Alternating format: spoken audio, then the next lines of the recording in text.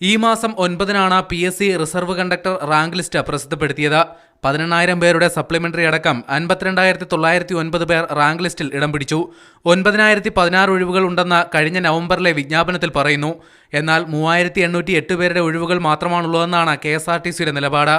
5 വർഷം പൂർത്തിയാക്കിയ എംപാനൽ കണ്ടക്ടർമാരെ സ്ഥിരപ്പെടുത്തണം എന്ന കാരണം പറഞ്ഞാണ് ഒഴിവുകൾ വെട്ടിക്കുറച്ചത്. എന്നാൽ 9,016 പേർക്കും 2 മാസത്തിനുള്ളിൽ അഡ്വൈസ് മെമ്മോ നൽകാനാണ് PSCയുടെ തീരുമാനം. ഈ 5,000 വേക്കൻസികൾ 5 വർഷം പൂർത്തിയായ എംപാനൽ കണ്ടക്ടർമാരെ സ്ഥിരപ്പെടുത്താൻ വേണ്ടി പോവുകയാണ്. 5,000 എംപാനൽ കണ്ടക്ടർമാരുണ്ട്, അവരെ സ്ഥിരപ്പെടുത്താൻ വേണ്ടി പോവുകയാണ്. അതിനുവേണ്ടി യൂണിയനുമായിട്ട് ചർച്ചകൾ നടക്കുകയാണെന്നാണ് പറഞ്ഞത്.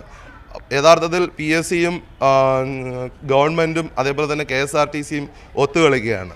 3,808 ഒഴിവുകളിൽ നിയമനത്തിന് ഹാജരാകാത്തവരെ ഒഴിവാക്കി മറ്റുള്ളവർക്ക് അവസരം നൽകാനാണ് KSRTCയുടെ നീക്കം. എന്നാലും പ്രാഥമിക ലിസ്റ്റിൽ ഉൾപ്പെട്ട നിരവധി പേർക്ക് അവസരം നഷ്ടമാകും എന്നുറപ്പാണ്. ഇതിനിടെ 435 എംപാനലുകാരെ കഴിഞ്ഞ ഫെബ്രുവരിയിൽ സ്ഥിരപ്പെടുത്തി.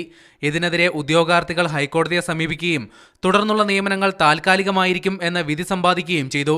ഭരണകക്ഷി യൂണിയനിൽപ്പെട്ടവരെ തിരികെ കയറ്റുന്നതിനായാണ് എംപാനലുകാരെ സ്ഥിരപ്പെടുത്താൻ നീക്കം നടക്കുന്നത് എന്ന ആക്ഷേപവുമുണ്ട്. മീഡിയ 1 തിരുവനന്തപുരം.